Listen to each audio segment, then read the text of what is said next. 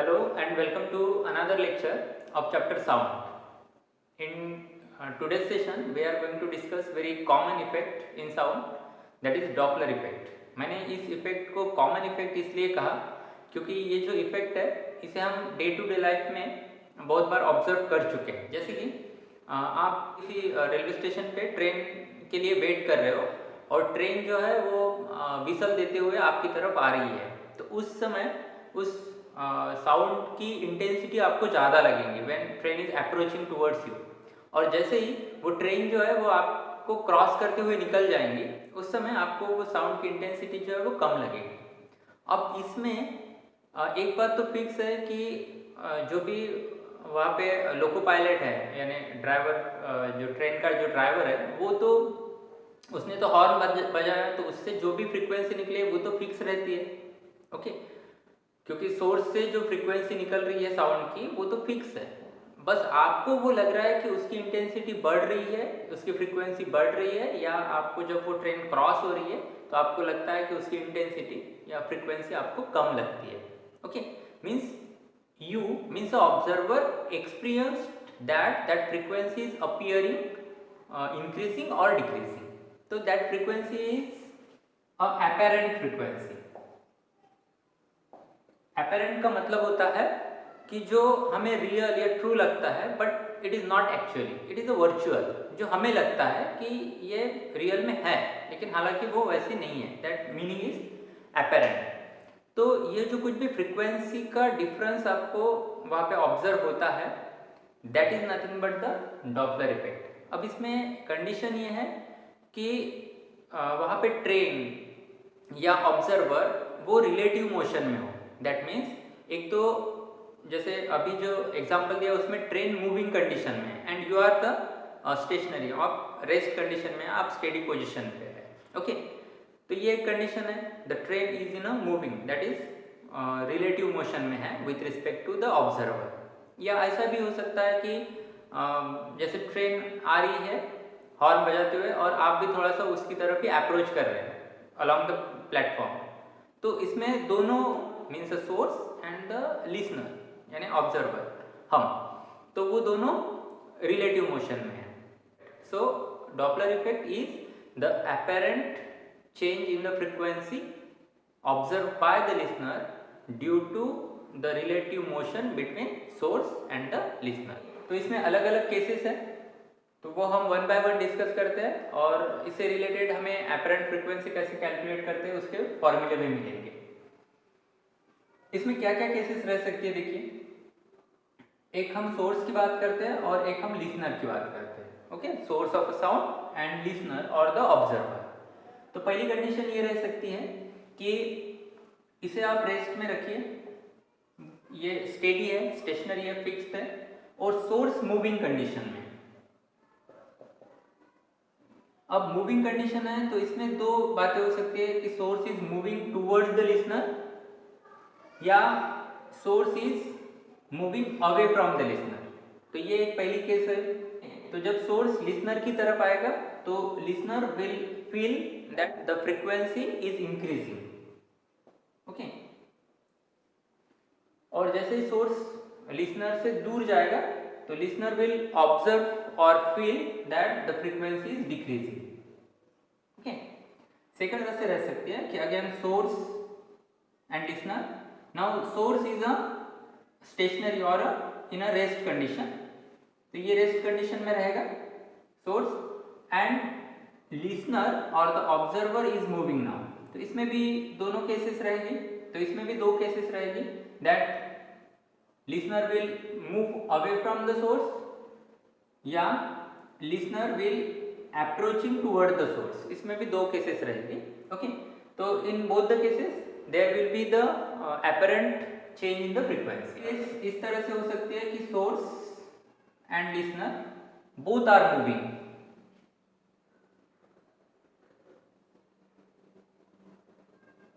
अब इसमें ऐसा हो सकता है कि source and listener both are approaching towards each other, इस तरह से कि सोर्स लिसनर की तरफ आ रहा है और लिसनर सोर्स की तरफ आ रहा है, या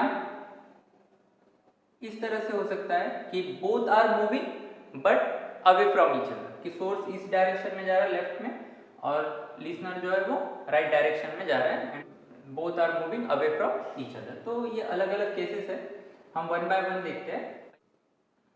listener is stationary and source is moving. तो इसमें दो केसेस रहेंगी, एक तो सोर्स जो है वो लिसनर से दूर जाएगा अवे फ्रॉम द लिसनर, या it will approaching towards the listener. Okay, तो ये दोनों केसेस हमें डिस्कस करना है। S is the source of sound, कि जहां से साउंड इमिट होने वाला है, and L is the listener और द ऑब्जर्वर। तो ये रेस्ट कंडीशन में है, लिसनर इज एट रेस्ट और stationery.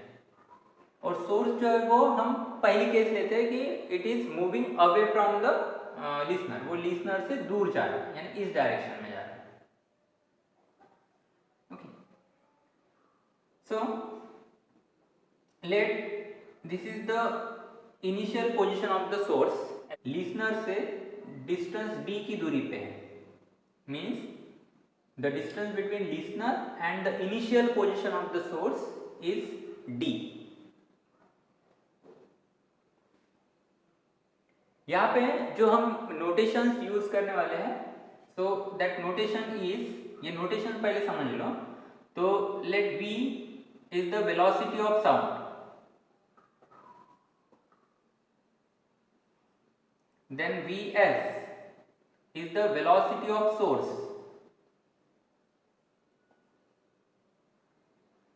velocity of source। Okay, जो साउंड इमिट करेगा, सोर्स जो साउंड इमिट करेगा उसकी वेलोसिटी हम v से डिनोट कर रहे हैं। सोर्स मूव हो रहा है तो उस सोर्स की वेलोसिटी हम vs से रिप्रेजेंट करेंगे। अब सोर्स से जो साउंड निकलेगी that is made up of alternate compressions and rarefactions, we know that। okay, so it is made up of compressions, then rarefaction, then again compressions। तो इस तरह से साउंड जो है वो प्रोपागेट करती है compressions और rarefaction के फॉर्म में। now this listener, now suppose this listener has a detector to count the number of compressions and rarefactions emitted by the source। Source से जो साउंड निकलेगी दैट कंसिस्ट ऑफ कॉम्प्रेशंस एंड रेयरफैक्शंस, तो उसे वो count करने के लिए लिसनर के पास एक डिटेक्टर है कि एक पर्टिकुलर टाइम में कितने कॉम्प्रेशंस इस साउंड ने प्रोड्यूस किए, और वो डिटेक्ट करेगा by means of a detector. Okay, तो हम उसे क्रिस्ट कहेंगे कि सोर्स से जो क्रिस्ट निकलेगा वो लिसनर के पास जो डिटेक्टर है वो डिटेक्ट करेगा या उसे काउंट करेगा। तो सोर्स जब S1 पोजीशन पे है तो at the time where that emits the first crest, यानी इस सोर्स ने पहला क्रिस्ट जब इमिट किया तो डिटेक्टर ने उसे नोट किया। तो उसे नोट करने के लिए कितना टाइम लगा, तो वो कैसे निकालेंगे? Let T1 is that time, T1 is the time taken by the first crest which is produces by the source when it is at S1 and it reaches to the listener। तो T1 ये time है, यहाँ से यहाँ तक पहुँचने के लिए लगने वाला टाइम। तो वो किस तरह से रहेगा, देखिए डिस्टेंस, तो वो किस तरह से हम कैलकुलेट करेंगे? देखो हमें पता है कि speed equal to distance upon time,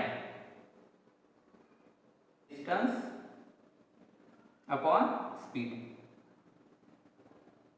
तो वो कितना हो जाएगा, डिस्टेंस कितना है यहाँ से यहाँ तक d, और स्पीड ऑफ साउंड कितना है देखिए that is v।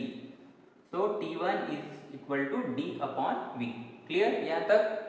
So T1 is what, the time taken by the first crest to reaches the listener. Okay, d upon v।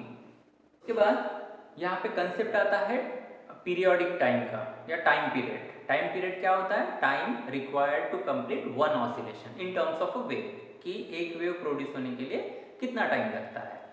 जैसे एक वेव प्रोड्यूस होती है तो वहां पे एक और क्रिस्ट क्रिएट हो जाएगा, मीन्स अ कॉम्प्रेशन। ओके, तो let that time period is T0, कि जिसके बाद एक वेव फिर से जनरेट होंगी, that means one more crest will be produced there.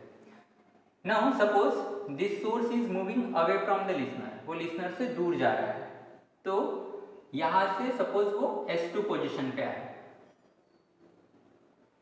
In the time period of t0, यहां से यहां तक जाने के लिए उस सोर्स को इतना टाइम लगा t0, and t0 is the periodic time in terms of a sound wave. Okay, now the important term is what, कि सोर्स यहाँ से यहाँ तक पहुँचा, यानी इतना डिस्टेंस का होगा, तो ये डिस्टेंस हमें निकालना पड़ेगा।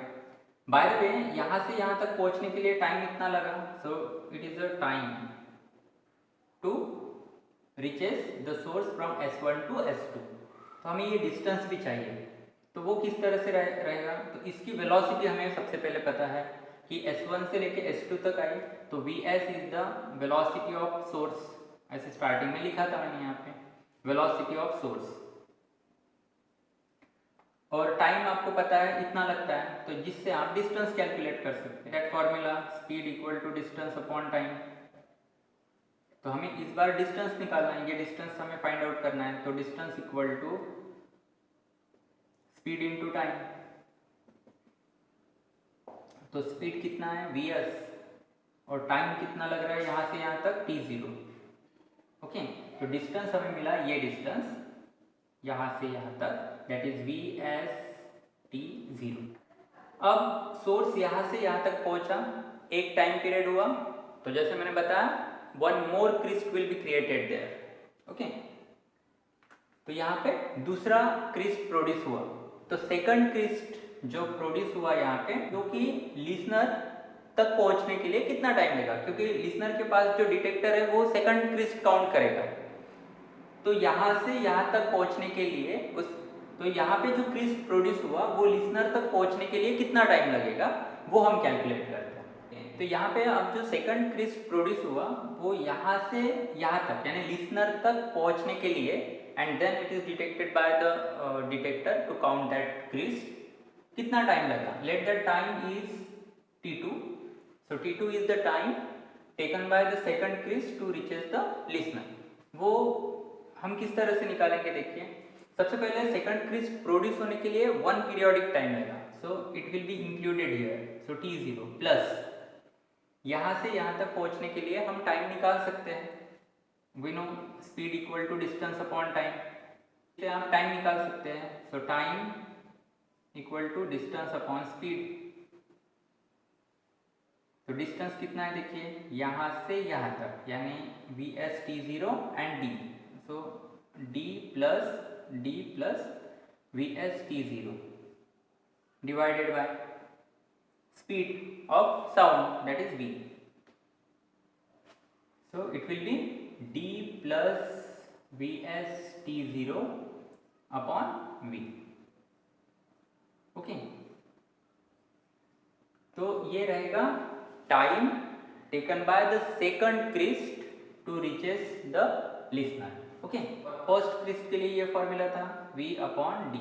ओके, तो ये है फर्स्ट क्रिस्ट के लिए टाइम रिक्वायर्ड, और ये सेकंड क्रिस्ट के लिए। ये ऑब्जर्व कीजिए कि जब सेकंड क्रिस्ट प्रोड्यूस होता है तब फर्स्ट पीरियोडिक टाइम रहता है, and the time required to reaches that crest to the listener. Okay, इतनी बातें इसमें इंक्लूड है।